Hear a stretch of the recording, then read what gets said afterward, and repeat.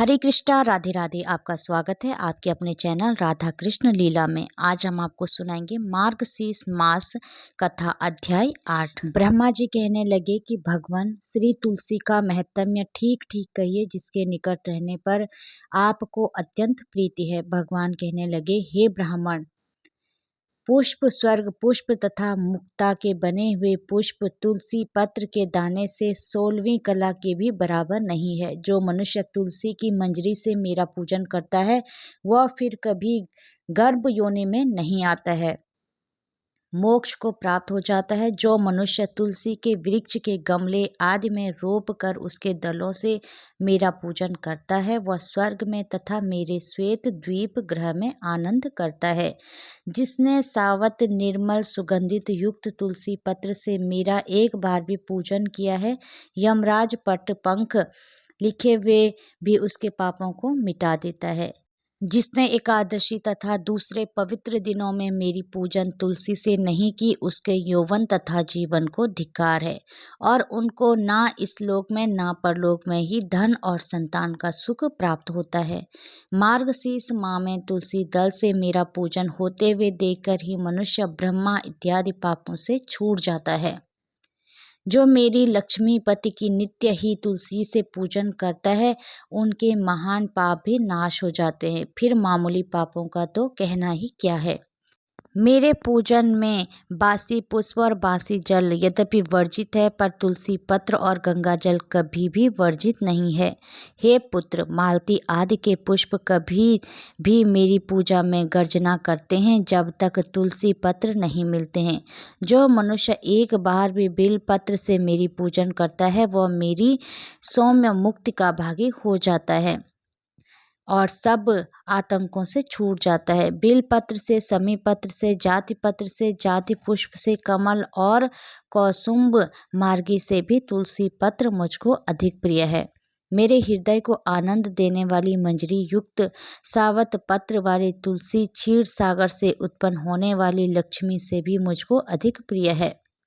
जैसे एकादशी कृष्ण पक्ष की हो या शुक्ल पक्ष की हो, मुझको दोनों ही अत्यंत प्रिय हैं। वैसे ही चाहे श्वेत हो अथवा कृष्ण, दोनों ही तुलसी मुझको अत्यंत प्रिय हैं। जो भक्ति पूर्वक तुलसी से मेरा पूजन करता है उस पूजन से देवता, असुर और मनुष्य सभी का पूजन हो जाता है। मुझको प्रसन्न करने के लिए कौसुम्ब आदि रतन तभी तक गरजते हैं जब तक कृष्ण मंजरी युक्त कृष्ण तुलसी प्राप्त नहीं होती है। जो मनुष्य कृष्ण तुलसी से भक्ति पूर्वक कृष्ण भगवान का पूजन करता है वह उज्ज्वल भुवन अर्थात विष्णु लोक को जाता है, जहाँ तुलसी के सहित भगवान विष्णु निवास करते हैं। जो मेरे पूजन के लिए भिक्षुओं की तथा दूसरे वैष्णवों को तुलसी दल देते हैं वे लोग अविनाशी पद को प्राप्त होते हैं। जो मनुष्य तुलसी से अथवा श्वेत तुलसी से मेरा पूजन करते हैं वह शरीर को छोड़कर सदैव के लिए वैष्णव गति को प्राप्त होते हैं। तब ब्रह्मा जी कहने लगे कि हे भगवान, धूप दान दीप दान करने से क्या फल मिलता है, इसका ठीक ठीक महात्म्य कहिए। भगवान कहने लगे, हे पुत्र, धूप दान और दीप दान जो मुझे अत्यंत प्रिय है, महात्म्य सुनिए। मार्गशीर्ष मास में कोई भी व्यक्ति कपूर और दिव्य चंदन का सुगंधित धूप मुझे अर्पण करके 100 कुलों का उद्धार कर लेता है। जो मनुष्य कृष्ण वर्ग अग्रु के धूप से मेरे मंदिर को अर्पित करता है वह नरक रूपी समुद्र को पार हो जाता है। जो भैंस के घी में गुग्गल और चीनी मिलाकर मुझको धूप देता है उसका सब इच्छाओं को मैं पूर्ण करता हूँ। धूप किया हुआ गुग्गल समस्त कष्टों को नाश करता है और धूपित अगरु सब कामनाओं को पूरा करता है। अगरु का धूप देह और ग्रह को पवित्र करता है तथा समस्त रसों का धूप यक्ष और राक्षसों का नाश करता है। जाति पुष्प, इलायची, गुग्गल, हड़, कूठ, राल, गुड़, सैला, छड़ और नख, इन 10 चीज़ों को मिलाकर दशांग धूप कहते हैं।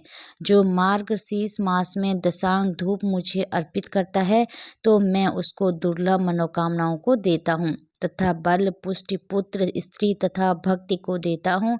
नागर मोदा का धूप मनुष्यों को प्रिय बनाने वाला है, मंगल को करने वाला है और दूसरों को वश में करने वाला है। मार्गशीर्ष नागर मोधा का धूप अथवा गुड़ के धूप को मुझे अर्पण करता है, वह समस्त पापों से मुक्त होकर मुझको प्राप्त होता है। मेरे निमित्त किए गए धूप के शेष बचे हुए धूप से जिसका शरीर धूपित होता है, उसको स्वर्ग, भूमि और अंत आकाश संबंधी किसी प्रकार का भय नहीं होता है। मार्गशीर्ष मास में मेरे सामने श्रद्धा से निरंतर धूप अर्पित करने पर किसी प्रकार की आपत्ति नहीं आती है और सब संप्रदाय प्राप्त होती हैं। धूप सुंदर रूप धारण करता है। धूप उत्तम और पवित्र है तथा वनस्पतियों का रस दिव्य, परम पावन तथा शुद्ध है।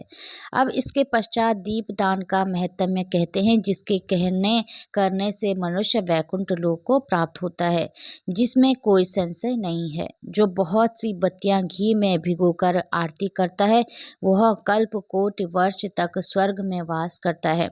जो मार्गशीर्ष मास में मेरे सम्मुख खड़ा होकर मेरी आरती देखता है, वह 7 जन्म तक विप्र होता है और अंत में सालोक्य मुक्ति को प्राप्त होता है। जो मेरे सामने कपूर की आरती करता है, द्विजोत्तम, वह अत्यंत स्वरूप मुझ में आकर प्रवेश करता है।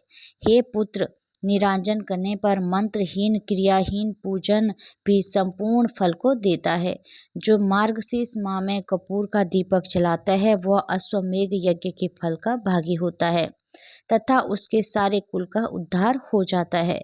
जो मेरे सामने, ब्राह्मणों के सामने या चौराहे में दीपक जलाता है, वह मनुष्य बुद्धिमान, ज्ञान से संपन्न और चक्षु समान होता है।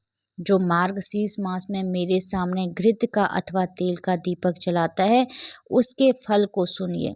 समस्त पापों को त्याग कर 1000 सूर्य के समान तेजमान होकर चमकता है, फिर विमान में बैठकर मेरे लोक में सबसे पूजित होता है। अंत विद्वान पुरुष अवश्य दीपक जलाए।